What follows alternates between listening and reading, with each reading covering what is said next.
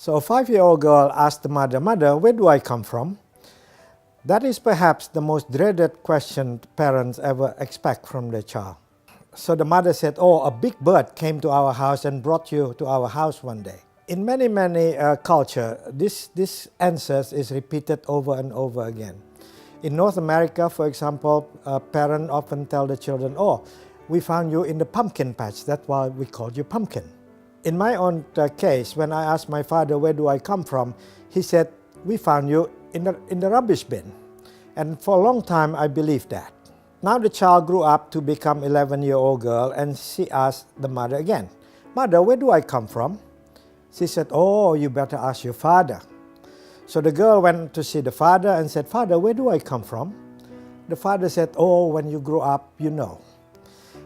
It seems like many parents are not comfortable talking about sex to their children. Something that should come very naturally, and they just don't know how to answer that. Why is it so difficult to talk about sex with our children? The primary cause of that is cultural and religious, I believe. Many religions believe that sex is something undesirable, and many cultures believe that sex is something that good family should not be talking about. If children cannot find what they want to know about sex from the parent, where do you think they find it from? They find it from their friends. So they find dark corner, at the back of toilet block, and they ask each other, they talk to each other about sex. And something that are beautiful and sacred now become a joke, become dirty. The impact of not understanding about sex can be quite serious. Many people, both men and women, especially women, unable to enjoy a good sexual relationship with their husband and with their wife.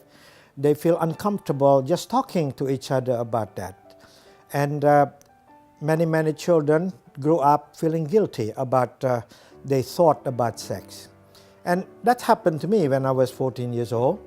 And I went to a Christian school, a Catholic school.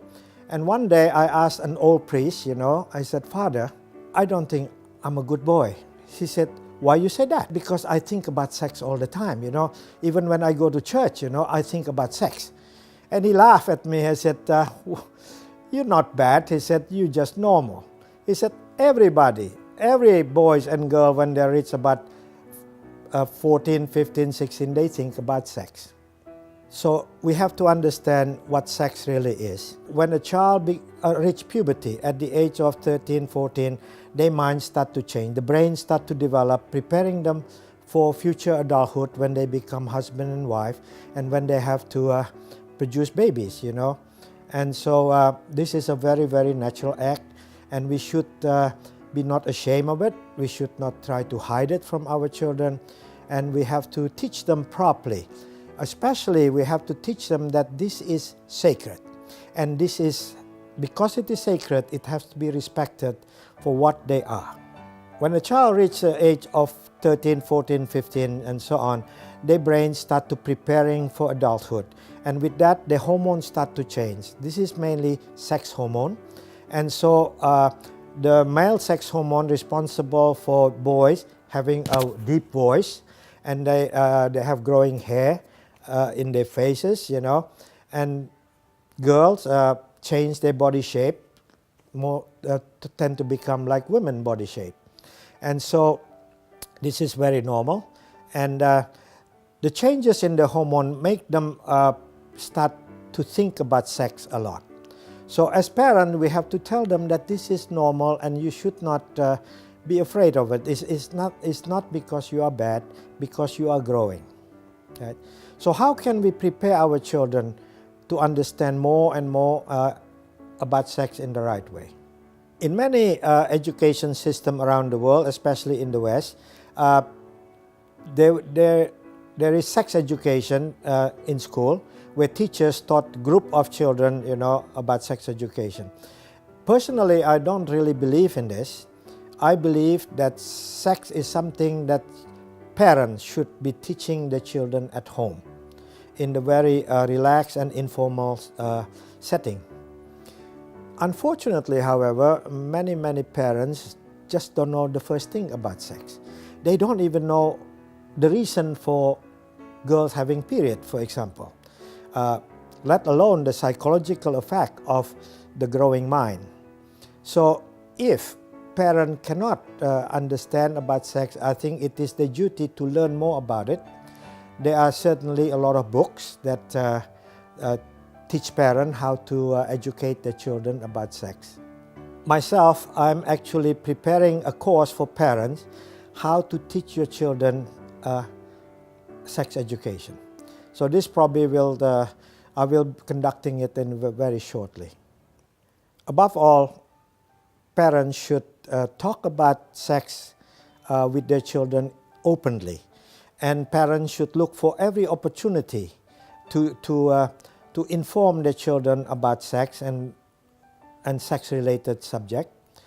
For example, about homosexuality, about lesbianism and things like that. And we talk about it in a very matter-of-fact way, not trying to as an insult or as a looking down of people who have different sexual preference and so on.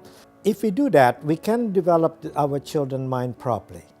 Above all, parents should talk to the children in the age-appropriate way. For example, when the children are 5-year-old, 6-year-old, 7-year-old, parents can find a lot of examples in the garden and things like that with butterfly, dragonflies, have sex and tell them this is an act to produce more life, to produce babies. And when they become about 12 and 13, it is the parents' duty to teach the children, especially the daughters, about period, and to tell them that period is not something dirty. Period is something that the body do to cleanse itself, to prepare itself for parenthood, for pregnancy. And so when they have period, girls have to be very careful because they can get pregnant.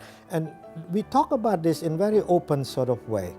And for boys, we talk about them when they are 11 years old, 12-year-olds, that very soon, although right now maybe they hate girls, but when they reach about 13, 14 years old, and they start probably to think about nothing else but girls. It's not bad, it's just the way it is. It is a natural process. My advice to parents is talk to your children openly. Find opportunity where you can talk about it. If there is no opportunity, maybe they can stage a role play between the father and mother and just talk during dinner time, during breakfast time about sex, so that children can listen and children can learn what is the truth about sex and sexuality. And thank you very much.